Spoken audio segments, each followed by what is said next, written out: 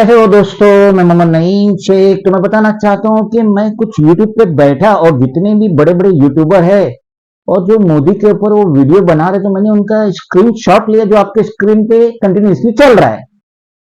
अब ये जो बड़े बड़े यूट्यूबर है जो अपनी जान पे खेल के उजागर कर रहे हैं बीजेपी की जो कंडीशन है इस वक्त के इलेक्शन में, लोकसभा इलेक्शन में एनडीए की जो हालत है, खस्ता हालत है, वो बयान कर रहे हैं। यहाँ पे मोदी जी फेकमबाग कर रहे हैं कि अब की बार 400 पार। तो 2014 में जब मोदी लहर थी तब 400 पार नहीं हुआ, 2019 में जब मोदी लहर थी 400 पार नहीं हुआ, और अब तो ये 2024 में इतने बुरे दौर से बीजेपी एनडीए मोदी गुजर रहे तो कहां से 400 पार होगा।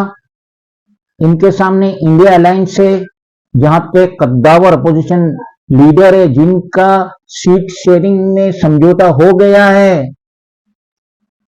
पहले क्या होता था कि बीजेपी रहती थी अकेले, और यहाँ पे जो आज इंडिया अलायंस की जो पार्टीज है 28 कितनी पार्टीज है तो ये भी सब खड़े होते थे। तो यहाँ पे कोई 500 लेता था और कोई 1000, कोई 2000, कोई 5000, कोई 10,000।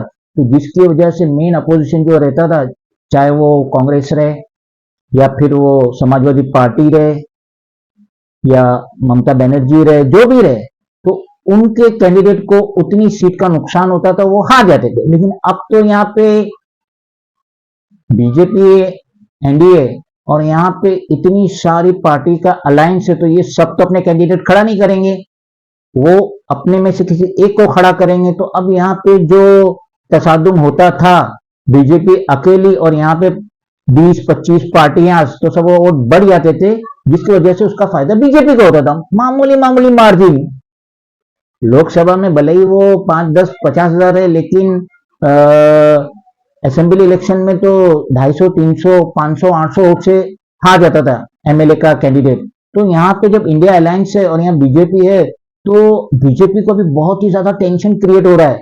मोदी जी की रातों की नींद उठ चुकी होंगी क्योंकि वो कह रहे कि अब की बार 400 पार।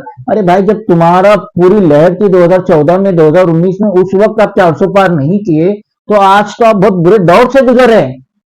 महंगाई का है, जीएसटी का है, बेरोजगारी का है, किसानों का है, इतने सारे मुश्किलात से दो चार है। बीजेपी एनडीए ये इनका सोल्यूशन नहीं कर पा रही है। जो वादे किए थे 2 करोड़ नौकरियां देंगे हर साल, 10 साल में 20 करोड़ होना चाहिए, यहाँ पे 2.5 करोड़ भी नौकरी नहीं दे पाए। तो जैसा कि लास्ट टाइम में भी मोदी जी फेंक रहे थे हर एक के अकाउंट में 15-15 लाख रुपया आएगा, और जब वो नहीं आया तो अमित शाह ने कहे कि ये तो चुनावी जुमलेबाजी है। तो अब मोदी जी जो कह रहे हैं कि अब की बार 400 पार, 400 पार, 400 पार, तो बाद में इलेक्शन के बाद जब इनकी बुरी हालत होंगी तो अमित शाह सामने आके कहेंगे ये तो चुनावी जुमलेबाजी थी, हम कहां से लाएंगे, 14 में नहीं लाए, 19 में नहीं लाए, तो 24 में कहां से लाएंगे लोकसभा इलेक्शन में 400 पार। तो इस वक्त मोदी जी बहुत ही ज्यादा टेंशन में है और रातों को उन्हें नींद भी नहीं आ रही। अकॉर्डिंग टू माई ओपिनियन, मेरे नजरियात के तौर पे मोदी जी को रात को नींद भी नहीं आ रहे हो तो क्या कर रहे होंगे।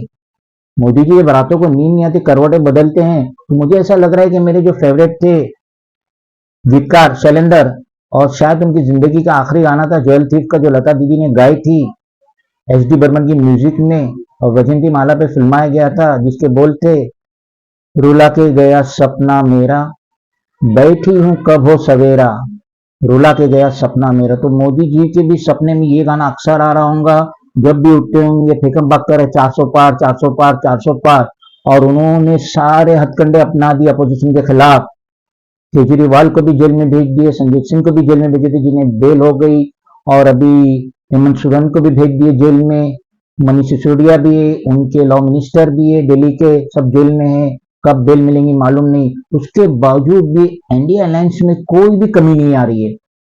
मोदी जी ने ईडी को इस्तेमाल करे, सीबीआई को इस्तेमाल किए, इनकम टैक्स को इस्तेमाल किए, उसके बावजूद भी इंडिया अलायंस में कोई कमी नहीं आ रही। अभी दिन ही कितने रह गए, 4-5 दिन रह गए लोकसभा इलेक्शन का, पहले फेज का इलेक्शन होने में। तो मोदी जी के सारे हथकंडे फेल हो गए हैं। और ये जो कह रहे हैं कि अब की बार 400 पार, 400 पार, 400 पार, वो भी मीडिया का पूरा इस्तेमाल करने के बावजूद भी 272 तक पहुंचने के वांदे हैं मोदी जी के। तो यकीनन मोदी जी अभी रात को गुनगुना रहे होंगे वही लता दीदी का गाना।